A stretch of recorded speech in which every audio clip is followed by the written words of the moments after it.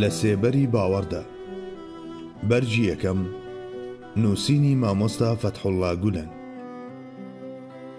شەیتان و وەسوەسە. یەک، شەیتان و ئەرکەکەی. شەیتان پێش ئەوەی سەرپێچی بکات لە عیبادەت و گوێڕایەڵیدا لە نێو فریشتەکاندا دەبینرا و هەمان کاری ئەوانی دەکرد. وَإِذْ قُلْنَا لِلْمَلَائِكَةِ اسْجُدُوا لِآدَمَ فَسَجَدُوا إِلَّا إِبْلِيسَ كَانَ مِنَ الْجِنِّ فَفَسَقَ عَنْ أَمْرِ رَبِّهِ. بەڵام لەبەر ئەوەی وەکو فریشتەکان لە نور بەدی نەهێنرا بوو، پێگە و پلەکەی گەرانتی و حەتمی نەبوو.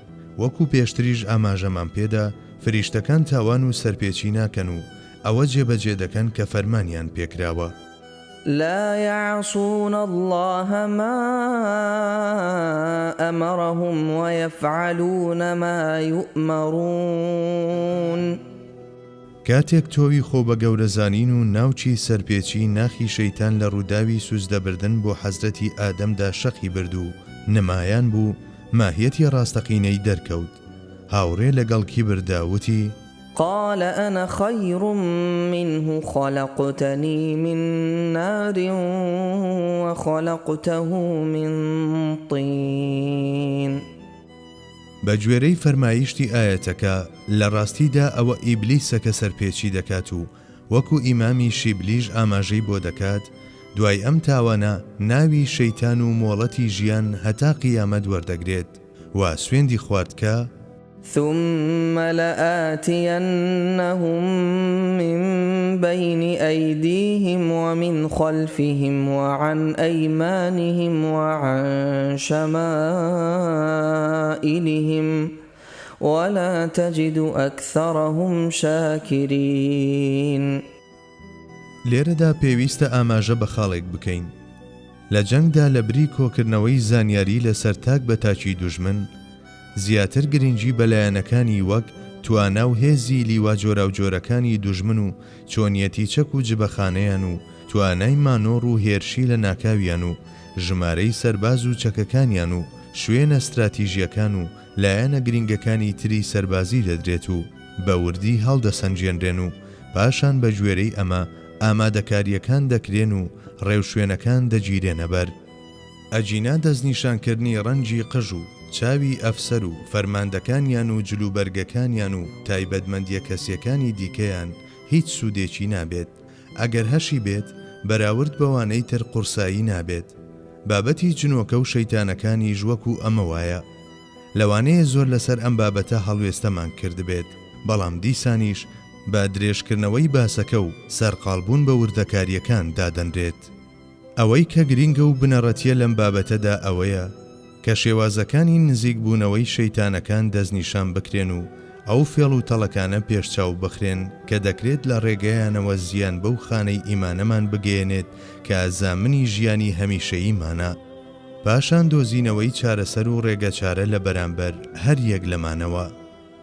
2. چه حیکمەتێک لە دروستکردنی شەیتان و مۆڵەتدانیدا هەیە بەوەی کە خەڵکی لە ڕێگا بدات. ئەلف، ئەگەر شەیتان دروست نەکرایە، هیچ داناییەک لە بەدیهاتنی مرۆڤدا نەدەمایەوە. پێش لە هەر شتێکی دی خوای گەورە چەندەها بوونەوەری بێسنووری وای هەیە کە مامەندی فریشتەکان گوناه ناکەن و دووچاری وەسوەسەی شەیتان نابن. خوای گەورە هەروەک ڕوەک و ئاژەڵەکانی دروست کردووە، بە هەمان جۆر ویستی لەسەر ئەوە بووە ئادەمیزادیش کە بە شێوەیەکی جیاوازتر لە فریشتەکان ئەرچی ئاوێنە دەبینێت لە بەرامبەر هونەر و سەنعەتی خواییەوە بەدی بهێنێت. پاشان بە مەبەستی دەرکەوتن و گەشەکردنی توانا و لێهاتنە شاراوەکانی ناو ناخی مرۆڤ، شەیتان و ڕۆحیانەتە چەپەڵەکانی وەکو هۆکارێکی پاڵنەر و جوڵێنەر و بزوێنەر دروست کردووە. ئەو شەیتانەی کە گرێی خۆ بە گەورەزانین و سەرپێچیەکەی ناخی تەقی و ڕژایە دەرەوە، هاوڕێ لەگەڵ شعور و زانیندا کاری خۆی دەکات. شەیتان وەکو ڕکابەرێکی سەرسەخت وایە لە ماراسۆنی ژیاندا. مرۆڤ بۆ ئەوەی سەر بکەوێت و بگات بە ئامانجی کۆتایی، پێویستە بەردەوام لە پێشی شەیتانەوە ئەو شەیتانەی کە هەمیشە لە سەرسەری ئامادەیە ڕابکات و بیخاتە دوای خۆیەوە و نەهێڵێت نزیکی بکەوێتەوە. ئەگەر دوژمنێک و ڕکابەرێکی لەم جۆرە کە ڕۆڵی هاندەر و پاڵنەر دەبینێت نەبوایە، مرۆڤ نەی دەتوانی بەشداری لە پێشبڕکێیەکی جددی لەم جۆرەدا بکات و هەرگیز گەشەکردن و کرانەوەی توانە و لێهاتنەکانی بۆ نەدەڕەخسا. ڕاستتر بڵین زەمینە و ژینگەیەکی بۆ پەرەپێدانی بەهرەکانی دەستگیر نەدەبوو، لە ئەنجامیشدا کوێر دەبوونەوە. ئادەمیزاد بە بەرەنگاربوونەوەی ئەم دوژمنە سەرسەخت و ئەزەلیەی توانیویەتی پلە هەرە بەرزەکانی مرۆڤایەتی و ئاستی مرۆڤی کامڵ بەدەست بهێنێت و لە سینەیدا حەزرەتی ئەبوبەکرەکان پەروەردە بکات و لاوازی و نەبوونی ئیرادەی هەمان مرۆڤایەتی چەندەهای وەک ئەبوجەهلی خستوەتەوە. بەدیهێنانی شەیتان شەڕ نییە، بەڵکو شوێنکەوتنی و ئەنجامدانی خراپە شەڕە. هەروەک چۆن لە ڕووداوێکی کوشتندا کەسەکە بە هۆکاری سەرەکی دادەنرێت نەک ئەو چەقۆ یان ئەو دەماچەیەی کە تاوانەکەی پێ ئەنجام دراوە. شەیتانیش وەکو ئامرازێکی خوێناوی وایە و تاوانباری سەرەکی ئەو دەستە خوێناویەیە کە ئەم ئامرازەی بەکارهێناوە. بەڵێ، ئەگەر نەفس و ئیرادەی دیری دەستی نەفسی کەسێک لە ژێر کاریگەری هەندێک تەڵقیناتی شەیتاندا کاری خراپ بکەن، شەیتان هۆکاری سەرەکی ئەو ئەنجامە خراپانە نییە کە لەم تاوانەوە سەر هەڵدەدەن. شەیتان و شەڕەکان چەند هۆکارێکی سادە و هەندەچین و هۆکاری ڕاستەقینە ئیرادەی مرۆڤە. بەڵێ، مرۆڤەکان بە ئیرادەی خۆیان نەک لە بەرهەبوونی شەیتان خراپە و تاوان ئەنجام دەدەن. مرۆڤ مەیل و ئارەزووی وایە کە هەموو شتێک لە بازنەی تەسکی خۆی و بە گوێرەی ئەنجامە بچووکەکانی بەرچاوی هەڵبسەنجێنێت.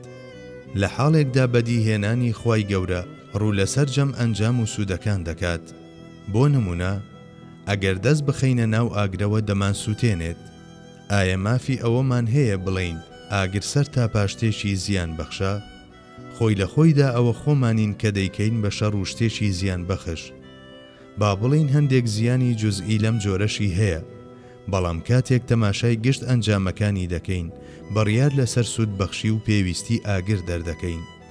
کارەباش هەروایە و بارانی شەروایە. خوای گەورە کاتێک شتێک بەدی دەهێنێت سەیری سەرجەم ئەنجامەکانی دەکات.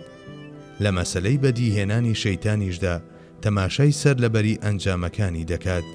هەر بۆیە شەیتان ئەرکێک و ڕۆڵێکی هەیە لە تلێربوونەوەی ئەبوجەهل هاوڕێ لەگەڵ ئیرادەکەیدا بەرەو دۆزەخ و گەشەکردنی توانا و لێهاتنی ڕۆحە ئەڵماس ئاساکانی هەزاران ئەولیا و ئەسفیا و ئیمانداری کامڵی وەک حەزرەتی ئەبوبەکر.